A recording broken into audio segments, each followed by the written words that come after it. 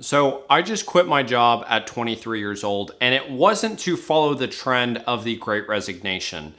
This has actually been coming for quite some time, and I've been very methodical and strategic in the way that I was going to do so.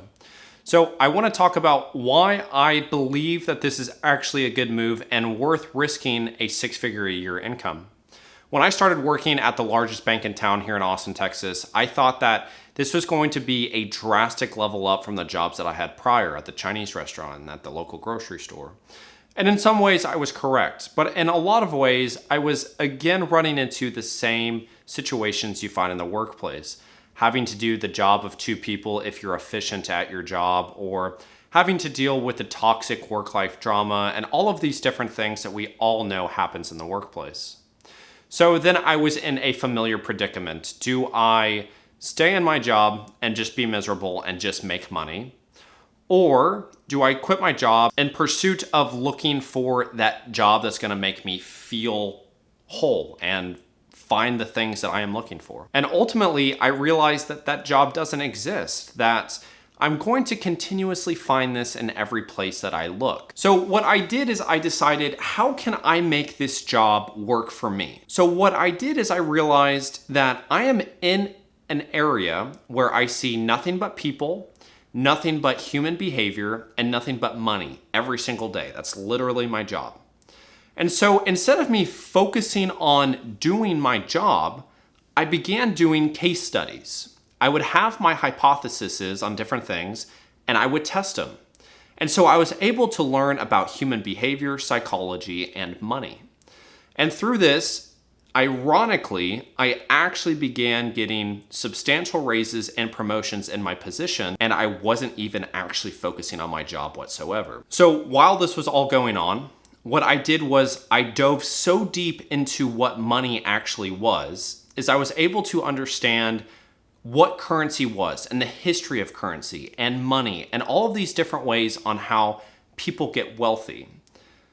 What I did during that is from 18 until 21, I never made more than $30,000 a year pre-tax, but I was able to have a net worth just shy of six figures. And this was through the same lessons that I had learned doing my research on money. So why would I quit my job? Why would I not have a backup plan? Why would I not keep a six-figure-a-year income and go to having no income? Well, the reason boils down to a couple things. One being that I think technology will easily be able to replace my job. I think with the emergence of artificial intelligence, my position, and I think a lot of positions in the finance field, will easily be replaced. A company like JP Morgan Chase is investing $500 million a year into practically replacing the banker, and that will be something that will revolutionize the finance industry.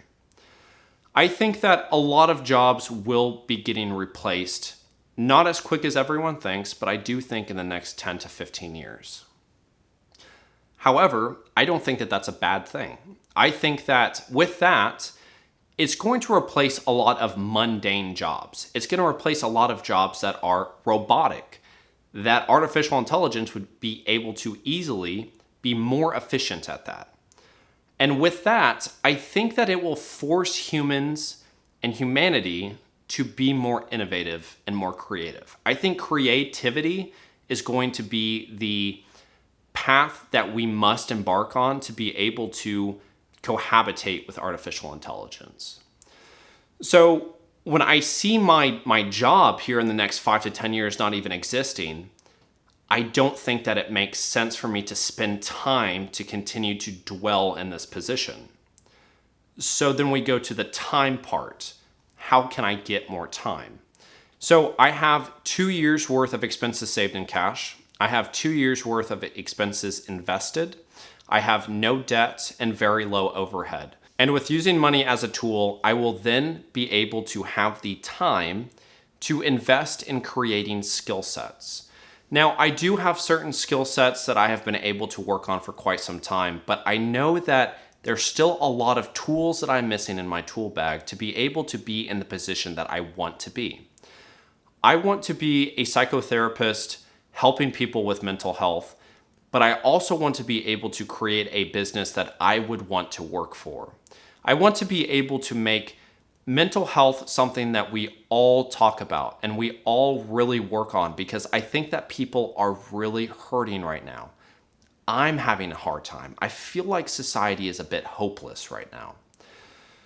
So for me to be able to get to that skill set to where I am marketable and I have a position of power and I have a position where my word means something, there's a lot of work that I have to do, and I have to realize that, and I need to have that time to be able to invest in that. So then we go into the most obvious part, and that is that I'm young. I'm 23 years old. So I have the ability to like F my life up, that I have the ability to not have society care about what I'm doing whatsoever, because I can play that he's just a kid card or different things like that. But I also want to mention that I think if you're in your 30s and your 40s and your 50s, I think that that's young too. Because if you just look at like an average lifespan of like 85, if you're 40 years old, you're still young. You still have plenty of time to be able to get to the position where you want to be in your life. So I think me being young does give myself the opportunity to make mistakes and to be able to acquire more risk. But I honestly don't think, with the way that I've laid this out, that I think that my decision is risky.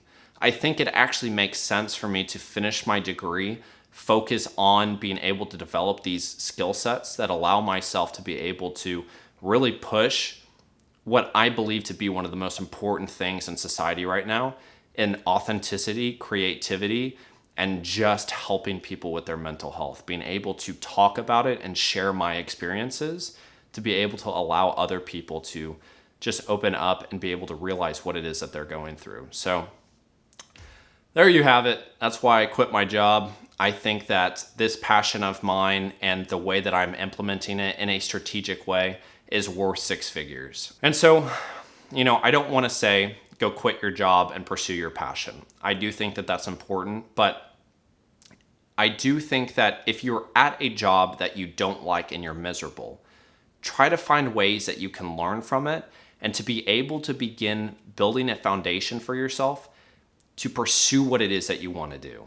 Because I think that quitting and having no plan on what you're going to do, I just don't think that's the healthiest way, because ultimately you probably are going to have to revert back into what you were doing prior. I want us to be able to live our lives with passion. So this is my strategy. We'll see if it works. I'm excited to be able to do it, and I'll continue to share my message and my experiences along the way. So thank you so much. Bye-bye.